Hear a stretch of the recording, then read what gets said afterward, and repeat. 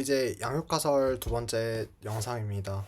이제 이번에는 사장부터 해서 요약을 시작할 건데, 일단 집단에 대해서 얘기를 해요. 그러니까 왜 집단이 나오냐면 인간이 굉장히 집단 친화적이고 집단적인 동물이기 때문에 이런 가정 환경이라는 하나의 집단 내에서의 성격과 외부에서 성격이 다를 수 있다. 가정 환경에서 성격에 대해서 이렇게 성격 역할을 고정을 해놓고 어떤 성격 역할을 강요하고 해도 어차피 밖에 나가면 달라진다. 지금 그리고 또한 사회 실험에서는 집 안에서의 성격을 봤기 때문에, 그러니까 부모님이랑 같이 있을 때 성격을 봤기 때문에 어느 정도 그런 경향이 일치할 수 있어도 이런 게 결국 그 아이의 진짜 성격을 말하는 건 아닐 수 있다. 왜냐면 아이는 밖에 나가서 성격이 달라질 테니까. 신데렐라도 지금, 아니 신데렐라 이런 동화 속 얘기지만 신데렐라가 이렇게 무도회장에 나가가지고 잘 어울릴 수 있었던 이유는 사실은 집안에서의 신데렐라의 역할과 진짜 신데렐라의 이런 성격은 다를 것 아니냐. 진짜로 신데렐라가 집안에서만 있는 게 아니라 쉬는 시간에 나가가지고 평소처럼 애들이랑 어울렸을 가능성이 높다. 그렇기 때문에 그냥 단지 다른 환경에 처해진 것만으로도 아예 완전히 다른 사람이 된 것처럼 보였을 수 있다. 왜냐면 집과 밖에서의 행동 차이가 있기 때문에 이게 인간이 의도적으로 뭔가 이렇게 만들어낸 차이이기보다는 인간은 원래부터 집단적인 동물이기 때문에 서로 다른 집단에서 다른 역할을 맡을 수 있다. 사회적 맥락에 따라서 행동한다. 이런 거지. 이런 관점에서 출생 순서를 보면은 집 안에서의 역할은 어느 정도 이런 출생 순서에 관한 이런 그 인식과 어느 정도 부합할 수는 있어도 그게 진짜 아이들의 성격을 말하진 않는다. 커가면서 어렸을 때는 집 안에 있는 시간이 많기 때문에 어느 정도 일치를 해도 실제 밖에서 나가서 보면은 완전히 다른 성격이고 완전히 랜덤한 방식으로 바뀌다는 거죠. 나도 이제 어렸을 때 되게 이렇게 출생 순서 맞추기를 좋아했던 게 첫째여서 그렇다 아니면 둘째여서 그렇다라는 생각을 굉장히 많이 했어. 그래서 친구들 보면은 대부분 맞췄던 것 같아. 그래서 그래서 더 이제 이런 영향이 크구나를 느꼈던 거고. 근데 지금 생각해 보면은 어렸을 때는 당연히 이제 집안 가정 환경의 영향이 굉장히 크고 친구들의 영향이 적기 때문에 어느 정도 맞출 수 있는 게 컸던 것 같아. 근데 실제로 사회에 나가보고 사회에 조금만 있어도 바로 이제 집 안에서의 역할이 많이 없어지고 이제 진짜 내 성격을 드러내는 거죠. 그래서 이런 걸 코드 스위칭이라 부르는데 이제 특히 예를 들어서 이중 언어 사용자를 대상으로 조사를 해봤어요. 그러니까 집 안에서 쓰는 언어와 밖에서 쓰는 언어가 다른 친구들. 이제 우리 가족 내 아이니까 이런 말을 학습시키고 내 언어를 학습시켜도 어느 순간 보니까 밖에서 쓰는 언어 이탈리아어를 배워왔다는 거야. 근데 그런 게 이중 언어 사용자들의 뭐 고충일 수도 있고, 그러니까 아이가 실제적으로 집안에서의 모든 성격이 집안에서 다 결정되는 게 아니라 오히려 밖에서 영향이 더 크다. 어느 순간. 그러니까 너무 애쓰지 말아라. 아이들의 성격 어차피 못 바꾼다 라는 거고, 오히려 아이들이 처한 환경을 바꿔줘라, 친구를 바꿔줘라 라는 거고. 그렇기 때문에 오히려 이제 이렇게도 볼 수 있지. 그러니까 집 밖에서 뭔가 쟤는 왜 이렇게 예의가 없어, 왜 잘못된 행동을 해 하는 게 부모 탓이 아닐 수 있다. 그냥 그 아이의 성격이지 부모가 잘못 가르쳤고 기본적으로 가르쳐야 될 걸 안 가르친 게 아니다. 그냥 아이의 성격이다. 그러니까 부모 탓하지 말아라 라는 거고. 이제 실험을 할 때, 아니 그러니까 이제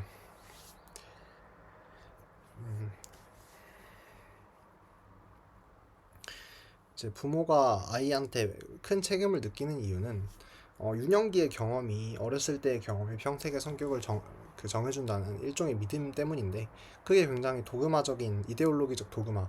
그러니까 진짜 말 안 되는 건데 그냥 어느 순간 이론처럼 받아들여지고 있다는 거죠.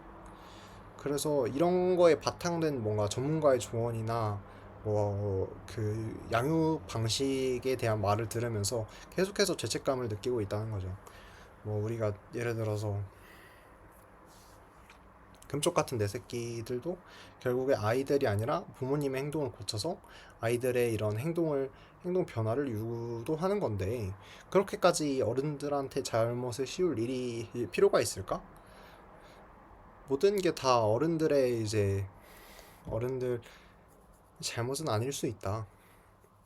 물론 이제 그걸로 인해서 어느 정도 부모 교육, 전체적인 부모 교육의 양육 방식의 평균이 올라갔을 수는 있죠.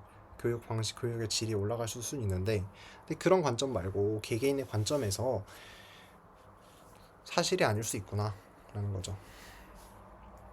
이제 인간은 굉장히 사회 친화적인 동물인데 침팬지들보다 유전자가 굉장히 비슷한데도 인간은 굉장히 사회 친화적인 본성이 있고 사회적 모듈이 있고 그렇기 때문에 어느 정도는 어렸을 때부터 비슷했어도 결국에 나중에 가면은 침팬지보다 더 사회적으로 활동하는 경향이 있다.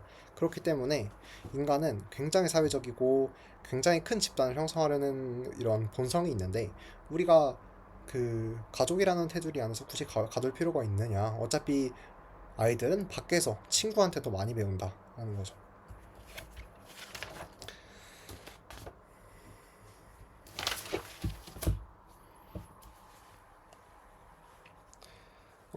굉장히 재밌는 포인트 중에 하나가 문화의 전달인데 어, 이제 우리가 보통 생각하기에는 어른들로부터 애들이 문화를 배우고 그다음에 그 문화를 다시 애들이 다시 다른 아이한테 알려주고 이런 식이라고 생각했는데 사실 만약에 그게 진짜일 경우에는 부모의 어, 유전자도 물려받았고, 그러니까 자기 아이가 유전자도 물려받았고, 근데 만약에 문화까지 똑같이 학습해버리면은 이런 문화적인 다양성이 전혀 없이 이런 문화가 어떻게 이렇게까지 풍부하게 발전할 수 있었느냐. 사실 인간이 발전하려면 문화가 계속해서 교류가 되어야 하고, 그 다음에 그 별로 안 좋은 문화는 사라지는 이런 성격을 가져야 할 텐데, 이런 환경에서는 전혀 그런 게 진행될 수가 없다. 따라서 낸 가설이 무엇이냐 하면은 보통 아이들은 또래 집단에서 많이 배운다.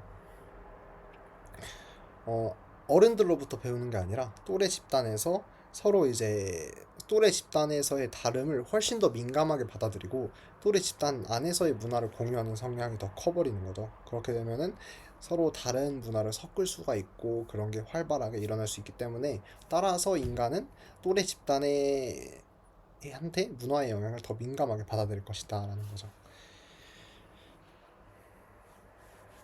그래서 그러니까 부모가 뭐 칭찬하고 처벌하고 아무리 가르쳐봤자 소용이 없고 부모를 모방하는 것도 아니고 부모의 모방에도 어느 정도 한계가 있고 음, 부모의 모방도 어느 정도 밖에 나가고 사회에 나가면 금방 사라져 버린다. 음,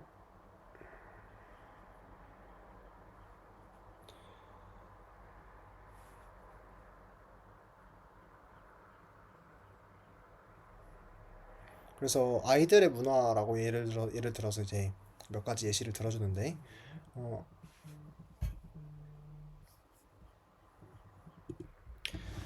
그래서 이어서 하면은 이렇게 아이들 문화의 예시를 설명을 하는데 아이들이 뭐 서로 아이들 문화에서 서로 공통적으로 나타내는 특징이 권위 있는 사람을 비웃고 막 거스르는 행동 이런 것들도 공통적으로 나타나는데 그러니까 이게 아이들이 인간은 어떠한 본성적인 면이 있어가지고 굉장히 아이들 집단에서 굉장히 이런 그런 결속력이고 문화적인 문화를 받아들이는 역량이 엄청 크다.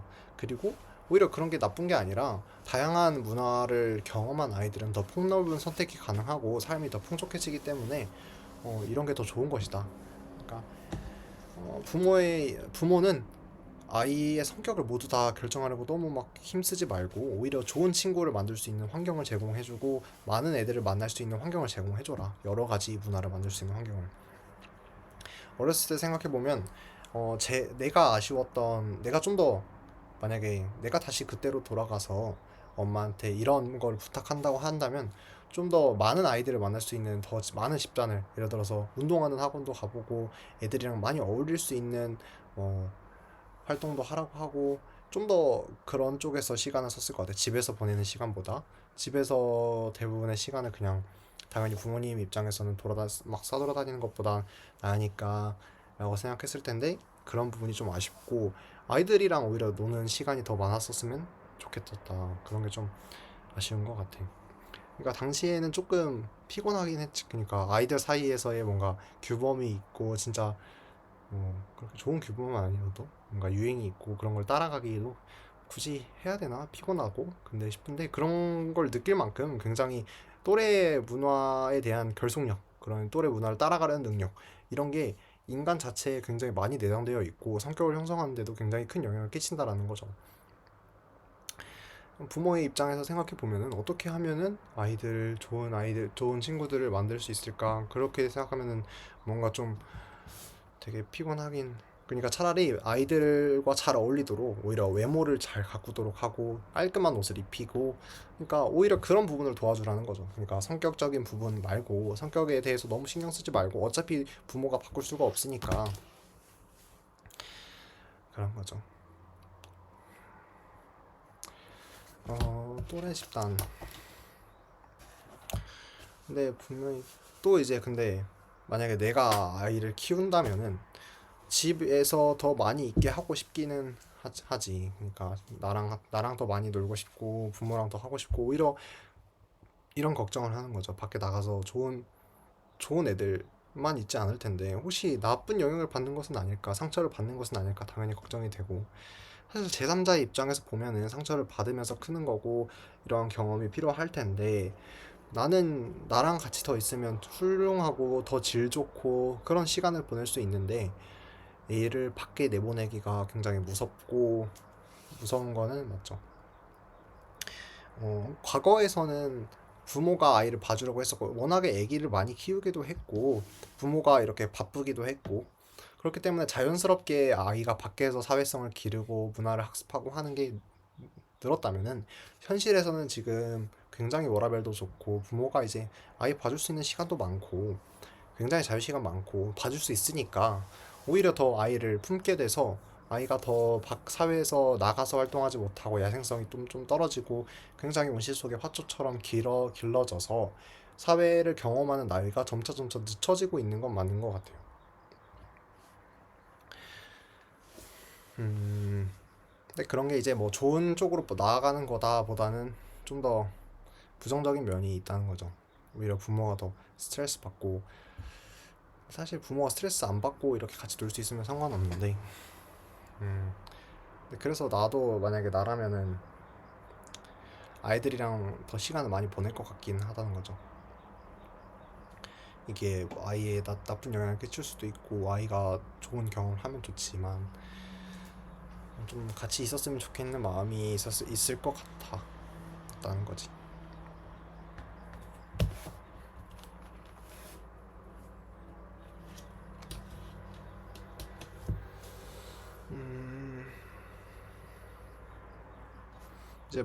이제 이후로는 점점 이제 문화에 대해서 많이 다뤄요. 집단에 대해서 많이 다루고 이제 어렸을 때 집단이 뭐 성별에 대한 집단이 가장 컸던 것 같아요. 왠지 모르겠는데 성별이 다르면은 아예 얘기도 뭔가 안 하려고 하고 더 어울리기가 힘들고 근데 이런 게 좀 더 문화기보다는 본능적인 부분이 어느 정도 있고 왜냐면 여자아이들이 좀 더 서로 이제 사춘기나 성장 속도가 다르고 생각하는 방식이 다르고 어렸을 때는 당연히 그걸 이해하기가 힘들고 그런 게 바로 다름으로 다가오기 때문에 어울리기가 어느 정도 힘든데 힘들다고 생각했는데 사실 이 책에서는 성별의 차이는 본능적인 차이는 거의 없고 오히려 문화적인 스테레오 타입 때문에 서로 다른 집단에 서게 되고 서로 분열이 되고 이렇게 한다고 주장을 하긴 해요. 그래서 나중에 선생님 교사의 역할도 이러한 집단들이 서로 갈라지는 걸 막고 서로 이제 차이를 좀 더 강조하지 말고 같은 공통점을 강조해 주면서 좀 더 소속 구성원들이 서로 이렇게 분열되지 않고 같이 뭉치도록 해달라. 아이들이 성장하는데 성격을 영향을 주는 것은 또래 집단이기 때문에 그 또래 집단을 어떻게 형성하는지가 가장 중요하고 그게 교사의 역할이 크다는 거죠.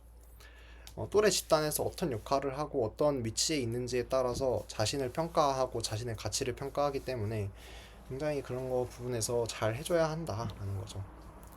아이들 스스로가 자기가 누구인가, 자기가 어떤 인간인가, 그리고 사회에서 이 집단에서 어떤 역할인가를 스스로 찾으려고 하는데 또래 집단 같은 경우에 굉장히 다 너무 비슷한 아이들이 뭉쳐 있고 이런 비교할 수 있는 게 너무 별게 없어. 그러니까 뭐 공부를 잘한다고 할 것도 아니고 뭐 그렇게 배운 것도 없으면서 뭐 운동을 잘한다고 할 것도 아니고 어차피 큰 성장의 차이가 없고 사실 내가 생각하는 이상적인 집단은 여러 가지 연령과 여러 가지 경험들을 한 사람들이 모두 뭉쳐 있어야 이상적인 집단이고 그래야지만 우리가 서로의 위치를 판별할 때 너와 나의 다름을 좀 더 명확하게 인지할 수 있어서 그런 부분에서 우열을 가르는 게 아니라 서로가 다르구나, 서로가 이렇게 다른 사람들이 있구나를 인식하는데 만약에 또래 집단 같은 경우에 사람들이 너무 똑같기 때문에 너무 이렇게 편향?